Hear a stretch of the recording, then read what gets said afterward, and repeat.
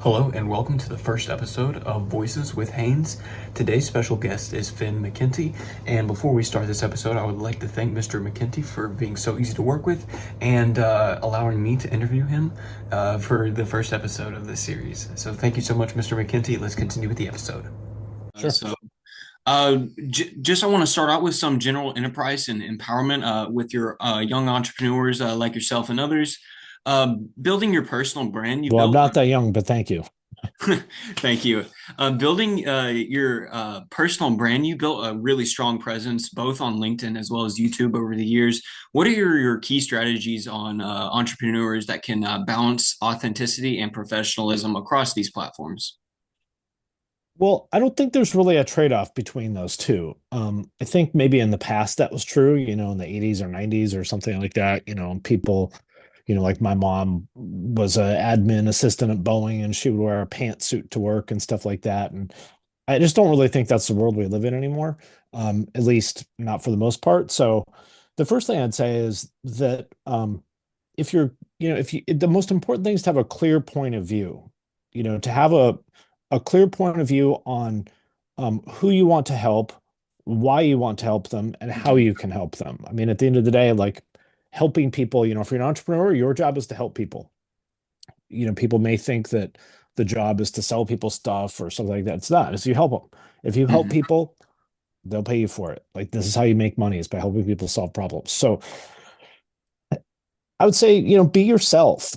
We all have versions of ourselves. You're different with your friends versus your mom versus, whatever the people you work with. And those versions of you are all authentic, just because you're different with your coworkers versus your mom, that doesn't mean one of those is fake.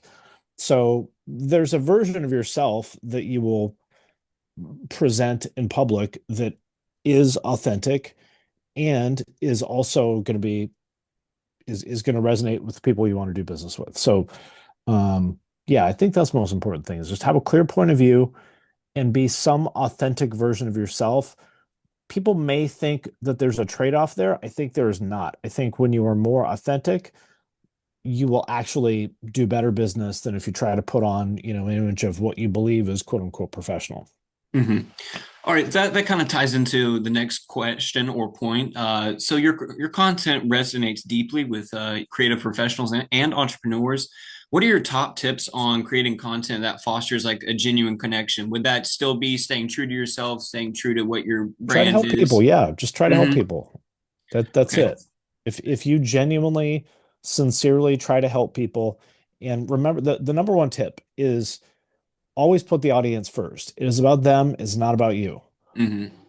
So, upon expanding on that, so you're big on LinkedIn now. That is your main focus. So, Yeah. LinkedIn is often seen as like a corporate platform out almost to a lot of people. How can like these entrepreneurs like effectively leverage LinkedIn to expand their professional reach? Well, I don't really think that's true that, people there's a lot of LinkedIn haters, people that say LinkedIn is cringe and rah rah rah. And if you think it's cringe, okay, then don't use it. Nobody's putting a Yeah. gun to your head and making you use it, right? Like you don't have to do this. Hmm. um, but I think a lot of these people may have never given it a fair chance. I mean, I interact with people all day that are super cool and like interesting, fun people that are definitely not like uptight corporate kind of people by any means. Hmm. And like I would consider them my friends. Like I genuinely enjoy talking to them. And maybe I'm cringe. I don't know. Maybe people think I'm a whatever. I'm the problem with LinkedIn. But I just really like, it's like a larger lesson in life in general. I think a lot of people, you can find fault in anything if you want. Like you can make anything sound bad if you want. Yeah. You can pick anything apart and make it look bad. But what's the point? I mean, are you like, how does that serve you, to convince yourself that LinkedIn is awful? All right, well, all you did is just like close off an opportunity for yourself. And if you don't like it, that's fine. But I guess my larger advice would be, you got to think for yourself. Just because everyone else says that something is cringe doesn't mean you have to agree with them. Hmm. There's a lot of things in my life where Like, so I was a designer for the first kind of half of my career, and then I went back to school and I ended up getting a degree in management and marketing. And I had sort of told myself that all the people in the college of business that I was about to transfer, and I was like, oh, these people are going to be terrible. It's going to be awful. They're a bunch of like whatever, like I don't really know what I thought. They were just bad because like I had been told, from all these movies and TV shows and stuff that normies were bad or something. Hmm. Turns out they were actually awesome, and I loved making friends with them, and like I really enjoyed myself. And I was kind of a wake up call, like, oh, maybe I told myself something that wasn't true. And fortunately, I kind of snapped out of it. But I think people do that a lot. LinkedIn is one example of that. But again, it's like these things are largely self-fulfilling prophecies. If you want it to suck, it's gonna suck. Hmm. That's a very good point, and you kind of sent me into the next question with those people and like you said the movies and TV shows and people saying you can't really do this. So did you handle that kind of like a setback, or was it sort of like a misstep, or did you just did not care and just did it anyway, mainly because you liked it and like you said it was staying true to yourself. So was that Which part? like you saying whenever you got out of like your like design with like Febreze and you went back to Oh yeah, school? yeah, yeah. Um, well, I was actually in school at the time I did that. I worked sort of like Oh, okay. close to part-time at that design agency when I was in school, which was actually great because the stuff I was learning in school, I could like literally use like that same day on projects that I was doing for these like giant consumer brands, which is incredible. And that's just like basically good fortune on my part that that's how it worked out. But yeah, I mean, I would say I looked at it as a setback, and I've had a few of those, but it's part of the journey. It's like, very few people have this like linear path of like, I went to school for this, and then I, graduated, and I got this job, and I climbed the ladder, and everything worked out great.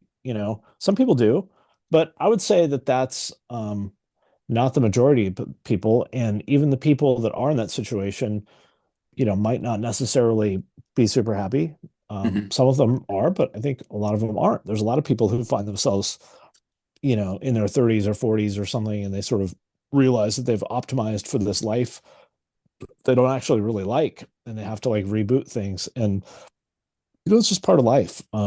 Most people are going to have a very nonlinear, winding sort of path through things, and um, those may be setbacks. That's okay to have setbacks, but the other thing I'd say is like find a way to make those things that you thought were going to be setbacks into assets. For example, I did printing from the time I was like 15 until I was 22 or 23, which sucks. Like that is not fun work. It's like basically like a factory. And I never thought that that would be useful. But then when I was a graphic designer, I knew more about printing than like anybody else that I worked with ever because I did it for 7 years. And when I got a job as a designer at Abercrombie and Fitch, I ended up working on the shopping bags there, which you're probably too young to remember, but back then, the Abercrombie bag was like really, it was like the most expensive bag in retail. And it was like really, you can go look up pictures from like 15 years ago or whatever of kids like posing on, MySpace and stuff with their Abercrombie bag. And so I spent a lot of time over in China, going to the factories and stuff, China, Hong Kong, Indonesia, Korea, like going to the factories there and managing like the printing because I walked into that job on day one knowing more about printing than like anybody else at that company. And I was like, oh, wow, this thing that I thought was going to be totally useless ended up being a really valuable skill. And I've had lots of times like that in my life. And you got to look for those. You got to kind of find a way to, it's like Tetris, you got this weird thing that you did years ago. You got to find a place for that. But I think there usually is one. Well, that's a very good take, and I love hearing that about you. And also I'd like to talk about the like maybe going into you talked about your persistence and you prevailing, and something recently that I can bring up is crisis management. Many entrepreneurs like myself and others, don't have the best crisis management, and I'd like to hear from you. Your recent controversies can challenge your representation and reputation. So how do you maintain credibility and trust on LinkedIn when facing like criticism on another platform? Does that Oh, I don't care what he does. Nobody cares what the mhm. nobody cares. Like if there are like terminally online weirdos, people terminally online weirdos coming for you, nobody cares what those people think. Hmm. Nobody cares at all. Nobody cares. Like you can go look up. People have said the most horrible things about me, have called me every name in the book. When I work with, my clients now, they don't care. Like I'll tell them about it. They're like, Hmm. they'll be like, "Oh, should I worry about this or that?" And go look up my name on Twitter right now. And they're looking and they're like, "Wow, a lot of people don't like you." I'm like, "Yes, and so what? Who Yeah, cares?" Like, yeah, that's a great point. So you were pretty much just turning it into it like a net positive. So in your it's just, I relationships with mean, LinkedIn, it just doesn't matter. Like nobody cares what these people think. Everybody knows that these people are crazy weirdos. Nobody cares what they think. I mean, that's a great, mindset to have, I would think, It's just a fact. Like no mhm. normal, Yeah. go show your neighbor, go across the street right now and show your neighbor what people said about me on Twitter. And your neighbor will be like, okay, well, listen, I got to make dinner for the kids right now. So thanks for sharing. They There don't are a bunch care. of there are doing research for this. I've seen the fair share of hate, and some Yeah. people were also like, who the f cares, pretty much. Like you said, it's he's doing what he wants to do, and I think that it's a very positive thing that you just don't care, and you're turning it into a positive and not letting it really affect your It career does on it LinkedIn. literally does not affect me. It just doesn't. I mean, I don't know. There's probably some number of people that don't want to work with me because of that. So, like, okay, cool. Like, fine. Like, it just literally doesn't affect. It just literally doesn't. It has no effect on the people I actually want to work with. Like, why would they care? And that's a good point, and so there was no like adjustment at all, so it was like a pretty smooth transition for you. I'm sure it was. Yeah, it's fine. Like, I do not need the approval of those people. I Hmm. don't want it. I don't care. Like, they have no power over me. I just don't. I, I don't know. Like, imagine there's some fifth grader at the school down the street that thinks you're too short or too tall or whatever. You'd be like, all right, buddy. And he's like writing angry notes about how you're too tall or too skinny. And you're like, okay. Well, I love the take on it, and I think that's the best thing you can do as an entrepreneur is just keep on going, doing, this is a free place to do things. You can Yeah. do whatever the hell you want, pretty much, and Yes, you are just, you can do whatever you want. and I wish, Anything. yeah, I wish more people could understand that, It's especially just a with. fact. You can do it whatever you want. You seem to be doing great. I love the stuff that you put out every day. I read it. So, and I want to thank you so much for, coming on here and having this good conversation. And Of course. I think we're going to wrap this up now. Okay, great. Well, thanks for having me. I appreciate your interest and Thank you so much for watching today's episode of Voices with Haines. It means a whole lot. Make sure to subscribe down below. And also, I'd like to thank Mr. McKenty again for being, once again, so easy to work with. And he is super cool. Go give him a follow. I'll have links in the description. He's super easy to work with. Go read his newsletter. It's excellent. Go to his website. It's amazing. I'll have everything down in the description. Once again, thank you, Mr. McKenty. And make sure you subscribe, like, follow, whatever you need. Links in the description. Thank you so much.